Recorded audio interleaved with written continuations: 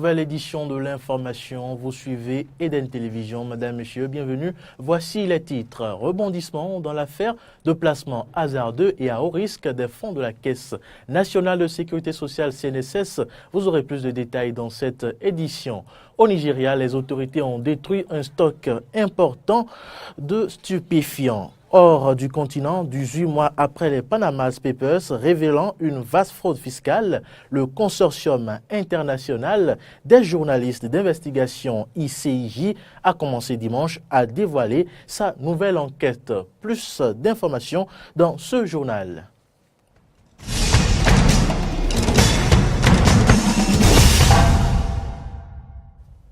Merci de nous préférer. Vous le savez bien, dans le dossier de placement hasardeux à la Caisse nationale de sécurité sociale, le syndicaliste Laurent Métaillon a été mis en cause par le Conseil des ministres du 2 novembre en tant que président du Conseil d'administration de la CNSS entre 2014 et 2015. L'intéressé a eu à apporter sa part de vérité sur différents médias, mais seulement ce lundi, le directeur de la CNSS, Draman Diatema, est monté au créneau. Il a martelé que les placements effectués entre 2014 et 2015 à la BIBE n'étaient pas pertinents au regard des conditions de la banque. Ils comportaient des risques évidents de perte. Le ministre des Finances, Romuald Wadaï, quant à lui, a posé une ultime question qui trace sa position sur le sujet. Comment peut-on placer plus de 16 milliards des travailleurs retraités dans une banque qui faisait faillite? Dans un autre registre, au marché d'Akasato, certaines vendeuses dérogent aux normes. Il s'agit de ces femmes qui abandonnent leur place dans le marché et occupent les trottoirs et les abords de la voie. Ce constat a été fait par Samson Oké et Fréjus Fiorsi. Ici, au marché central d'Akasato, dans la commune d'Abomey-Calavi, les bonnes dames, au lieu d'occuper les espaces à elles réservés à l'intérieur du marché, préfèrent s'installer sur les trottoirs aux abords de la route dans un débordement qui les expose à de nombreux risques. Cette pratique s'observe tous les jours du marché et même les jours ordinaires. Malgré les multiples séances de sensibilisation et de rappel à l'ordre initiées par les autorités locales. Je ne peux pas vous dire combien de fois, je vais commencer par le commissariat d'abord, combien de fois nous sommes déplacés sur ces lieux-là pour les sensibiliser de quitter ces lieux-là. Combien de fois la gendarmerie et nous sommes déplacés sur ces lieux-là pour les faire quitter. Combien de fois, je ne peux pas vous le dire aujourd'hui. Je ne peux pas vous le dire. C'est la même chose à M. Saint-Aura. Chaque fois, pour répéter les mêmes choses, ils reviennent encore sur les mêmes lieux dans les heures qui vont suivre. C'est déplorable. C'est déplorable, mais c'est une question de vie et la vie humaine, elle est sacrée et nous sommes vraiment convaincus. Nonobstant ces nombreuses actions de sensibilisation, ces femmes usagères de ce marché continuent et persistent dans cette pratique, faisant ainsi fi des multiples risques auxquels elles s'exposent. Elles sont en train de chercher l'argent, c'est l'argent, mais c'est pas à faire de l'argent. Si les voitures, bien les motos quittent là-bas maintenant pour les renverser, ils vont dire quoi? Qui a créé l'accident? C'est pas eux-mêmes. Et en ce moment-là, ils vont commencer par accuser les tassimans, les émigrants, tout ici. Et c'est pas ça. C'est eux aussi qui créent les accidents. C'est une mauvaise pratique parce que si par exemple un camion est en train de passer, rapidement il va les ramasser. Si il ne fait pas attention par rapport à son frein, supposons qu'il n'a pas de frein, il va rapidement les ramasser. Et ça se passe plusieurs fois. L'exiguïté du marché et le manque de place constituent quelques raisons qui poussent ces femmes à se livrer à cette pratique au risque de leur vie. Dans le marché, il y a un problème de hangar qui se pose à l'intérieur. On ne va pas tourner autour du pot. Il y a le problème de hangar qui se pose. Mais nous sommes en train de construire des hangars dans le marché. Et les hangars qui sont dans un état délabré, nous sommes en train de passer, le processus est en cours déjà pour réfectionner tout le reste des hangars qui sont dans un état ou dans des états défectueux. Alors, c'est quand nous allons finir cette opération que nous allons commencer la répression. Je vous rassure que sous peu maintenant, on va les faire déguerpir. Ils vont tous quitter là bientôt. En attendant cette mesure de déguerpissement des femmes du marché d'Akasato, occupant anarchiquement les trottoirs, ce phénomène continue avec ses corollaires. Éducation à présent dans ce journal, on s'intéresse aux différents mets que consomment les enfants à l'école pendant la récréation. La question préoccupe moins les parents et les enseignants face aux charges et aux autres problèmes de l'éducation qui paraissent plus urgents. Sécurité alimentaire en milieu scolaire, c'est le sujet que nous propose à présent Jonas Bocci. C'est ici la destination de l'argent du petit déjeuner que nous donnons à nos enfants en échange des repas qu'ils mangent pendant la récréation. Et parlant justement de repas, de la cuisson à la vente, comment se fait le contrôle de la qualité des nourritures servies aux élèves dans les établissements scolaires? La cuisson, au niveau de la cuisson, c'est un peu difficile puisque nous ne suivons pas ces bonnes dames depuis leur maison. C'est quand elles viennent ici maintenant que nous faisons des tours, des visites inopinées pour voir comment ces repas-là se présentent, quelle est la qualité, est-ce que c'est bien cuit, est-ce que c'est bien entretenu. Et je me fais souvent aider de mon surveillant général, parfois de mon censeur. Donc nous faisons des tours pour voir si ces aliments-là répondent à ces critères. C'est clair que les chefs d'établissement scolaire ne peuvent répondre du soin qui devrait entourer la cuisson des repas servis aux élèves. Mais qu'en est-il donc du contrôle de la qualité des nourritures vendues aux élèves dans les établissements scolaires? Souvent, nous-mêmes on descend là, par moment, pour voir. C'est à l'œil nu, quand on dit pour voir, on n'a rien de spécifique.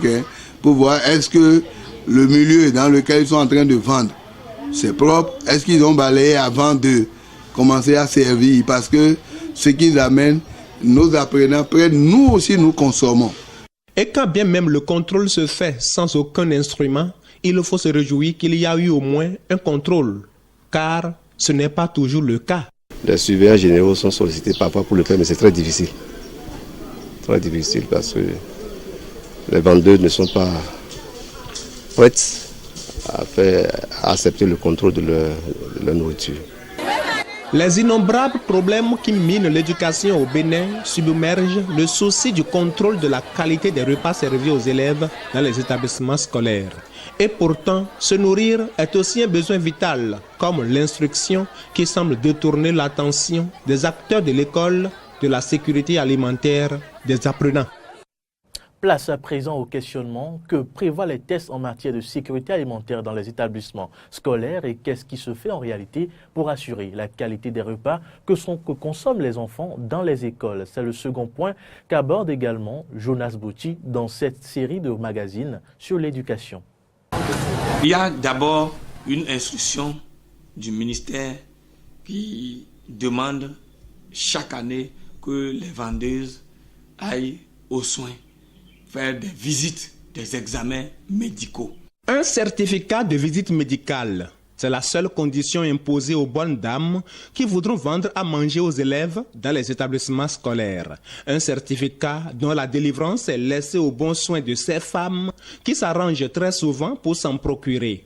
Et lorsque les agents d'hygiène décident de subordonner la délivrance de ces certificats médicaux à la visite des vendeuses dans leurs écoles, seules les plus chanceuses les accueillent une fois l'an. C'est les services d'hygiène qui viennent de la maison et font le contrôle au début de chaque année. Et c'est ce service d'hygiène-là qui donne le OK à ces bonnes dames-là qui vendent à nos enfants dans l'établissement. Juste là, ce que nous avons eu comme périodicité, c'est une fois comme ça, l'an.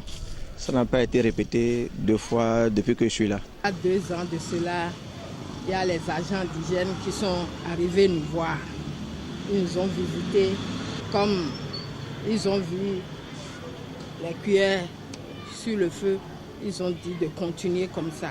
Vous l'avez bien entendu, la dernière visite des agents d'hygiène aux vendeuses du CG1 Lokossa remonte à 2 ans, ce qui fait dire au surveillant général de ce collège qu'il n'y a pas en réalité un contrôle de la qualité des repas servis aux élèves. En réalité, on n'a pas un service de contrôle d'hygiène.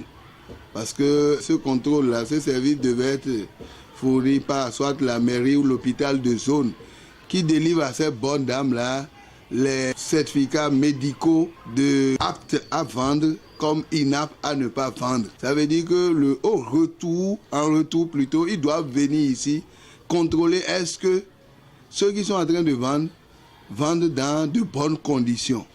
Mais force est de constater que ce n'est pas toujours le cas. Comment peut-on se fier à la bonne volonté des vendeuses de nourriture dans les établissements scolaires pour assurer une bonne qualité des repas servis aux élèves, alors qu'on sait bien que la cupidité ne laissera jamais place à la pitié dans le cœur de ces commerçantes de nourriture pour qu'elles se préoccupent de la santé des enfants. Cap à présent sur le département de Lomé où une équipe de la Commission nationale de supervision du RAVIP a fait une descente ce dimanche dans les communes de Porte-Novo, Adjoun, Dangbo et Missirete. Objectif, faire le constat de l'effectivité et du déroulement de l'opération. L'équipe avait à ses côtés le préfet du département de Lomé. Le point avec Laurent Roland, Kodjo Toneinkes. Les membres de la Commission nationale de supervision du recensement initial à vocation et identification de la population ont fait une descente dans certaines communes du département de l'Ouémé. Très tôt, la délégation conduite par Adidiatou Matis, ministre de la fonction publique, Serge Arissou, ministre de l'Industrie et du Commerce, et Jean-Claude Oussou de l'Énergie, a pris départ de la préfecture de Porte-Novo. Le premier escale a été la place Agboton-Ronto dans le quartier Fonfon-Gbego au 3e arrondissement de Porte-Novo. Ici, l'honorable Augustin Aronvo-Ebla, membre de la délégation, sera enrôlé après les constats faits par rapport à l'effectivité de l'opération. Le cortège s'ébranlera ensuite pour la place publique de Roussa Seto Gbodje dans le 4e arrondissement. Ici, le constat est clair, les populations sortent massivement pour se faire enrôler. Les ministres Jean-Claude Oussou et Adidiatou Matis se feront également enrôler. À la fin de l'opération, il y aura la délivrance d'une carte d'identité nationale biométrique à chaque citoyen recensé. Et cette carte permet à tout citoyen de pouvoir effectuer toutes les opérations, bénéficier de tous les droits sociaux, des droits économiques et même politiques. Et vous savez, il y a un registre qui est prévu, un registre national de la population. Ne pas figurer sur ce registre-là, c'est vivre sans être connu de l'État et même des collectivités territoriales. C'est là important. Et en appeler à nos compatriotes qui essaient de saboter, ou qui tentent de saboter l'opération, de mettre fin à ça. Ils savent que c'est une opération utile, de mettre fin à cela et plutôt encourager les populations, les parents et amis à sortir et se faire enregistrer. La délégation se rendra à Adjoun. Ici, juste un constat sera fait pour s'assurer du bon déroulement du recensement. Au retour d'Adjoun, nous voilà ici à Dangbo, à l'arrondissement central. Le ministre Serge Arissou, natif de cette commune, se prêtera à l'exercice. Je me suis fait enrôler tout à l'heure. Pareil, les autres ministres aussi se sont fait enrôler. Et puis le constat fait, c'est que tout se passe très bien sur le terrain. Et nous avons apprécié. Et nous invitons davantage les populations de partout, au plan national, comme chez nous, ici dans notre commune, dans notre département, à sortir massivement pour aller se faire enrôler. C'est un outil très important. À Dangbo également, tout se passe bien pour la réussite de l'opération. La mission s'achèvera par la suite dans la commune de Missirete. Ici également, pas de souci. Les agents recrutés pour l'opération sont à la tâche. Les populations sont aussi présentes. Mais pour les quelques irrégularités observées, le coordonnateur national du RAVIP, Jean-Claude Aronvo-Ebla, est ferme. Il aborde également la situation des citoyens qui se font enrôler à plusieurs endroits. Oui, il y a quelques agents formulaires qui ont du mal à apprendre. Moi, j'ai déjà pris les dispositions pour que, si ça persiste, on puisse procéder à leur remplacement pour que, dans la célérité, les opérations se déroulent. L'opération du RAVIP a plusieurs étapes. Il y a l'étape de la collecte des informations qui va durer 6 mois. Et ensuite, nous, on rentre au laboratoire pour le traitement. Un individu peut se faire enrôler 50 fois, mais au traitement, on va déceler et le retenir une seule fois. Et on n'a aucun souci à cela. Le constat général est clair. Le RAVIP se déroule très bien. Pas de souci majeur. Les populations sont appelées à sortir massivement pour la réussite de l'opération. Cela y va de leurs intérêts. En interactualité, les autorités nigérianes ont détruit publiquement plus de 54 tonnes de stupéfiants lundi à Kano dans le cadre des efforts déployés pour débarrasser les villes des drogues illicites. Faut-il rappeler, Kano est la ville qui concentre le plus de drogués ou toxicomanes au Nigeria. Écoutons à présent le président de l'Agence nationale du contrôle de drogue du Nigeria. C'est un honneur et un devoir de nous adresser à vous aujourd'hui alors que nous nous réunissons pour assumer cette responsabilité solennelle et légale de détruire publiquement les drogues saisies par le commandement de l'État de Kano de l'agence, comme l'ont ordonné les tribunaux. Saisir 54,244 tonnes métriques de médicaments dans un état, ce n'est pas une bonne nouvelle. Cela représente l'étendue et la prévalence de ces substances mortelles dans l'état.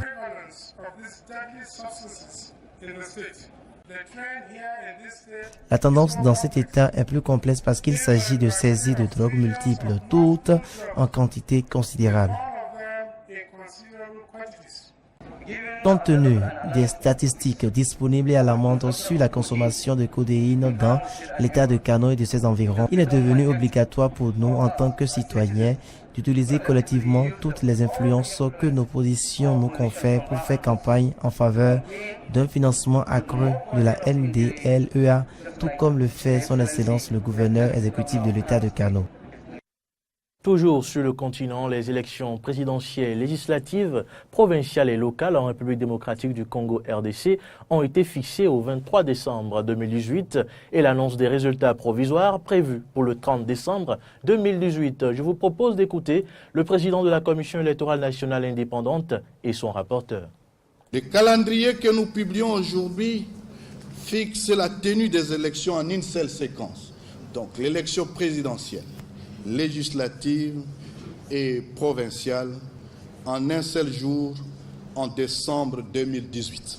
C'est le lieu d'inviter les uns et les autres à éviter, face au nouveau calendrier, des réactions et attitudes susceptibles de conduire à l'enlisement du processus électoral. La responsabilité de tous est donc engagée. Et dimanche 23 décembre 2018. En un jour, c'est le jour des scrutins directs combinés, présidentiels, législatifs, national et provincial. La Cour suprême a suspendu lundi le processus électoral au Libéria à la veille du second tour prévu pour la présidentielle entre les stars du football George Weah et le vice-président Joseph Boakai sont fixés une nouvelle date du scrutin. La coalition pour le changement démocratique CDC de Weah a immédiatement réagi en déclarant qu'ils utiliseront la décision pour se préparer correctement. Voici quelques extraits du président de la Cour suprême et l'avocat de la CDC. Il est interdit à la Commission électorale nationale de tenir le second tour de l'élection jusqu'à ce que les recours déposés par les pétitionnaires aient fait l'objet d'une enquête et, le cas échéant, que la procédure appropriée par l'intermédiaire de la Cour suprême de Libéria soit. La coalition prend connaissance de la décision. Nous l'utiliserons pour éclairer notre préparation. Et nous voulons que ce soit clair. Cette affaire n'a pas impliqué la CDC en tant que parti. C'est la Cour suprême qui a rendu une décision contre la Commission électorale nationale et non contre la coalition pour le changement démocratique. Ce que nous en avons tiré, c'est qu'il nous donne à tous l'occasion d'examiner les enjeux des élections du 10 octobre. Nous ne pensons pas que les élections ont été parfaites, mais nous pensons que la volonté du peuple libérien a été claire lors de cette élection qu'elle a favorisé la CDC.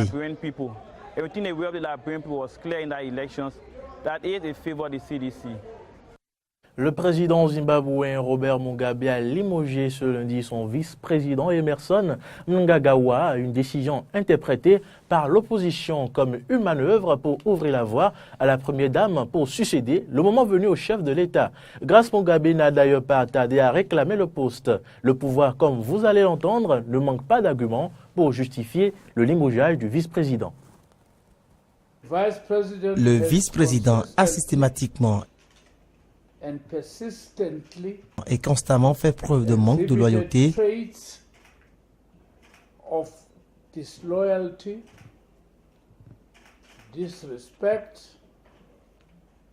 de manque de respect, de malhonnêteté et de manque de sérieux.